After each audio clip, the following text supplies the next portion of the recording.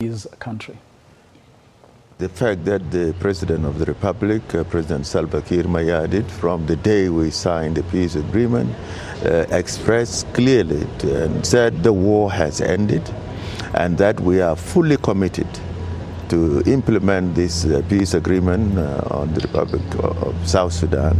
And he has gone ahead to take steps in that direction. As I said, he has declared a permanent ceasefire, for example.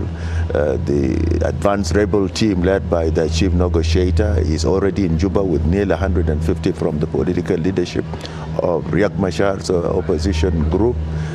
He has equally sort of appointed 50 nominated members of parliament by Dr. Riek into our National Assembly. The team that came to Juba had requested to go to the headquarters for consultations. They were allowed, they flew, spent 4 days, consultation, came back to Juba. We have actually agreed on the ministries. The opposition is getting 10 ministries. Even the nominations from other political parties and the rest are already with the JAMAC chair, you know. Well, I spoke to him after we spoke to you, told him what you had told us. Yeah. And he's adamant that he is not able to go back to Juba just yet. He says that, number one, on the states issue, the 28 states, you have broken the terms of the agreement, and that's one reason he doesn't feel that it's time for him to go back. It is not an issue. He himself has actually also, he has got 21 states to which he had even appointed governors to it. Ours is 28, and we are saying this is an issue that we discuss. He is now designated the first vice president of the republic. So when he comes, he will be in the center of power with 10 ministers in the government. And I think this issue of states is a popular demand of the people of South Sudan. And it is an issue that can be discussed in Juba. It doesn't need to keep him out of the country. The other issues he's citing as reasons for him not being able to go back to Juba yet is that he says there's still a state of emergency.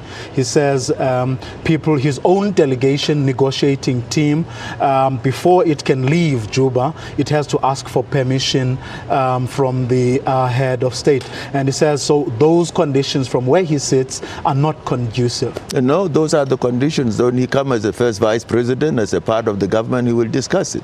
Not only that, it is also we have got the responsibility for the presence of the SPLM-IO opposition, the advanced team in the country. If we do not know where they have gone, and if anything happens to anybody, who will be held accountable? There is accountability here. And I think this is not an issue, because even we members of the government, before I travel out of the country, I have to tell my government where I'm going to, because there is the issue of security here and responsibility. I don't think that is a real excuse. This is something when on the issue of the state of emergency. State of emergency, not in every part of South Sudan, in those parts where there are problems. So from where you sit, there is no deadlock. And I'm using the word deadlock because that's exactly the word he used to say negotiations have come to a deadlock. I don't think there is no deadlock in this. There's nothing really to negotiate about, because what we are doing is implementing the peace agreement that we have signed, including him. So we are telling him, come home so that we can begin to implement the peace process. I think he's making an excuse of not trying to come home for other reasons. But I don't think it is because there is any deadlock at all. Not at all. There's no deadlock on this issue. Let me ask you something I asked him as well. The Secretary General of the UN, when he spoke addressing heads of state and everyone who was in that plenary, said the leadership of that country owe it to the people of that country in particular, and perhaps to some extent to the rest of the world, to say everything that was done in your name, you should be able as leaders to stand up and say, we take the blame for what has happened. Well, he refused to take the blame, but are you prepared to take the blame? No, for us, the fact that there is a war that broke out, any responsible government that is elected by the people of the country will definitely say it was unfortunate that really this war that has broken out, that has led to it. There's a lot of our citizens. We should be very sorry about it. There's no question about that. If you are a political leader, you must hold the responsibility of the security of your citizens, of which you should be very proud of. And especially if you have fought on their behalf in order to get your dignity and your identity. And this is the process of reconciliation. That's what will come out. When we reconcile our people, of course, the political leadership will have to apologize to the people of South Sudan for the sad incidents that have happened. I think we have no problem with that. It is a part of our responsibility, because this is an elected government. It is not a government that has come out of the blue. It owes a lot to his people, and that is the people of South Sudan.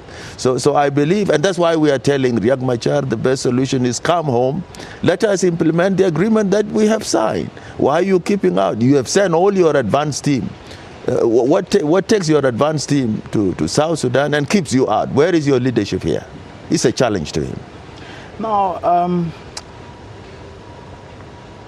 how confident are you that when he returns, ultimately, all the stuff we're talking about now gets resolved?